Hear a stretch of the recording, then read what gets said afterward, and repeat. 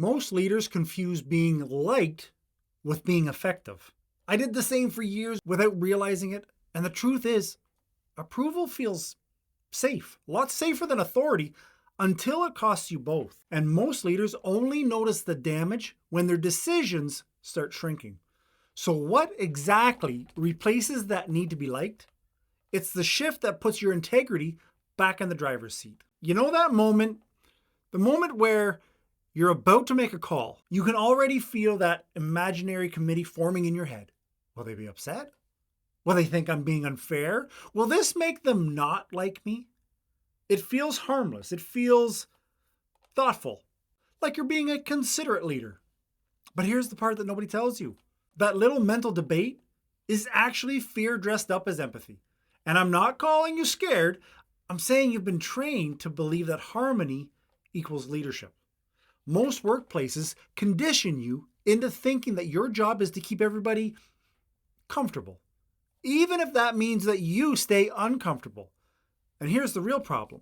When your goal becomes don't upset anyone, your decisions get softer, slower, and smaller. You start bargaining with yourself before you even talk to your team. You start melting down perfectly good boundaries just to avoid a sigh, a side eye, or a sarcastic comment from someone who wasn't going to be happy anyway. The second you start wondering how to keep people happy, you've already handed them control of your confidence. And they don't even know that they're holding it. That's the invisible thing eating at you right now. Not the people, the chase, the approval chase. Once it starts, it's hard to even notice it's happening because it looks exactly like being nice. Now here's the uncomfortable part. Chasing approval isn't actually about them liking you. It's about you avoiding discomfort. And your team can see it. People can tell when your decisions are shaped by, I hope they're okay with this, instead of, this is what's needed. It's like driving a car with both feet. One on the gas, one on the brakes. You move, but everything feels jerky, hesitant, a lot of squealing.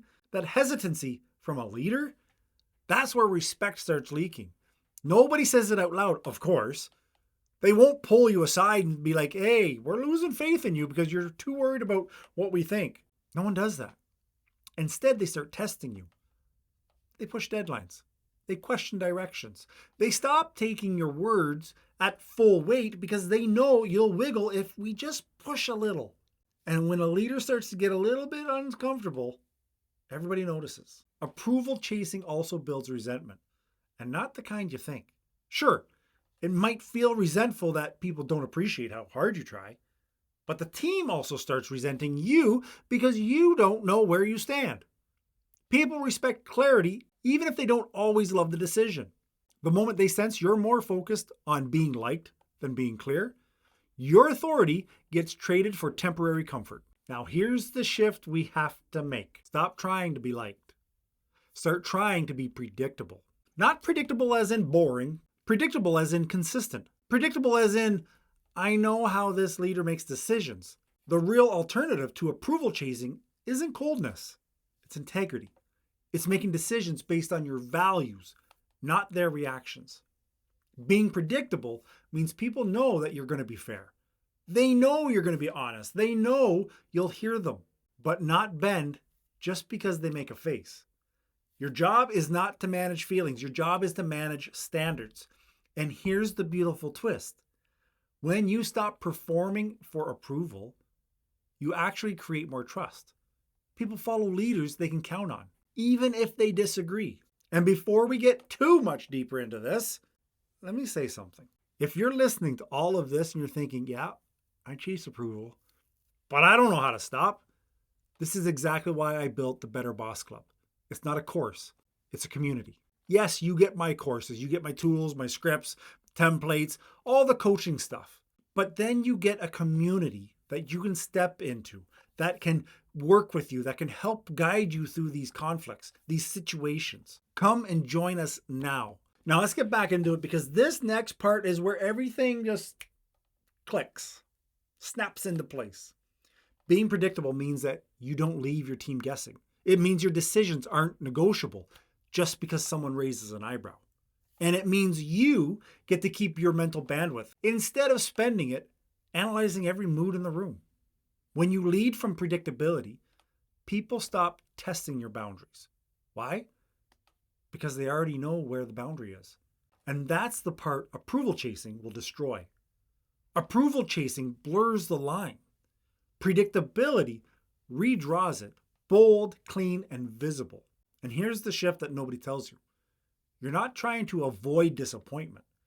You're trying to avoid surprising people. Disappointment happens. Trust me, it happens. But surprise, that can shake trust. Your team would rather hear a tough decision delivered clearly than a soft decision delivered nervously. Let's say you've got someone on your team who just keep missing deadlines. Nothing catastrophic, just consistently late.